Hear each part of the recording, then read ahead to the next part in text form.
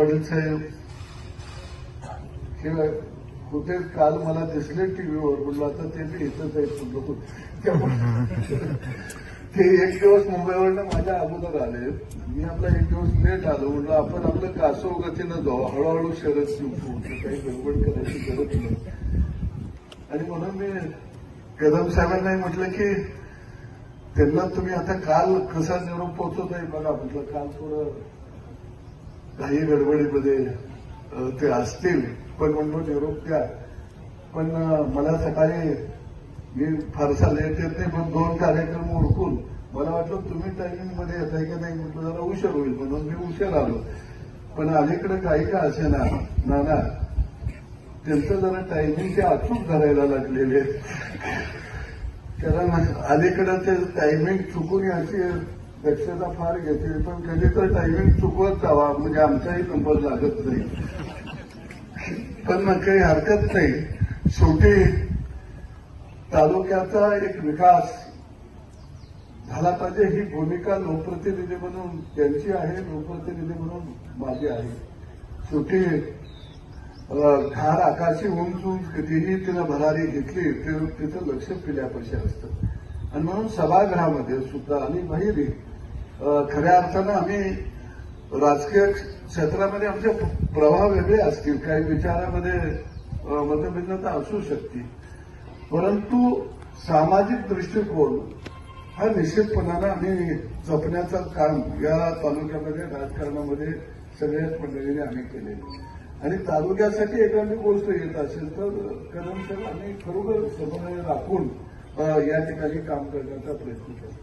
काही काळ मला मंत्री म्हणून काम करण्याची संधी मिळाली, त्यांना अनेक वर्ष मंत्री म्हणून काम करण्याची संधी मिळाली. परंतु या कालखंडामध्ये कधी आम्ही वैचारिक आमचे मतभेद असतील, परंतु आम्ही मनाचे मतभेद कधी आम्ही निर्माण केले नाही. काही गोष्टी वैचारिक मध्ये काही प्रश्न तालुक्याच्या बाबतीत तयार झाले असतील, म्हणजे मी त्यांच्या तोंडावर सांगतो विषय की आम्ही बसून की आपल्या तालुक्याला विकासाच्या दृष्टिकोनातून आपल्याला कसं पुढे घेऊन जाता येईल.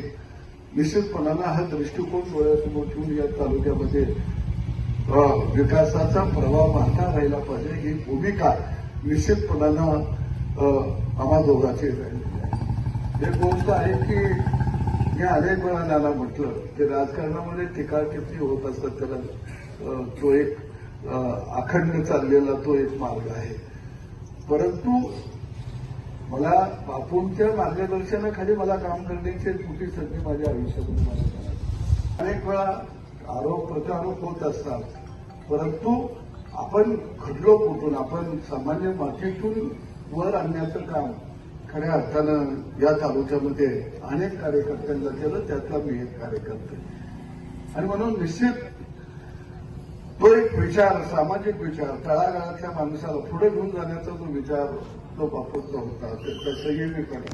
म्हणजे मला खरं म्हटलं तर बापूंच्याजवळ आम्ही एवढा सहज बसायचं, एक राज्याचं नेतृत्व, पण कधी त्यांच्या भाषणामध्ये सुद्धा टीका टिप्पणी मला कधी दिसायची नाही. फार संयमी मृदू पदानं खऱ्या अर्थानं बोलायचं. त्याविषयी जयंत पाटील साहेब तुम्ही जरा तरी कोपर करा आमच्या टीका टिप्पणी करता, पण बापूंच्या ते काहीच नव्हतं. कारण बापूंना त्यांच्याकडे पाहिल्यानंतर असं वाटायचं की ते आपलं व्यक्तिमत्व आहे, आपल्या घरातलं कुटुंबातलं एक व्यक्तिमत्व आहे. अशा पद्धतीचं काम जवळनं पाहण्याचं, त्यांच्या हाताखाली काम करण्याचं, कमी वयानं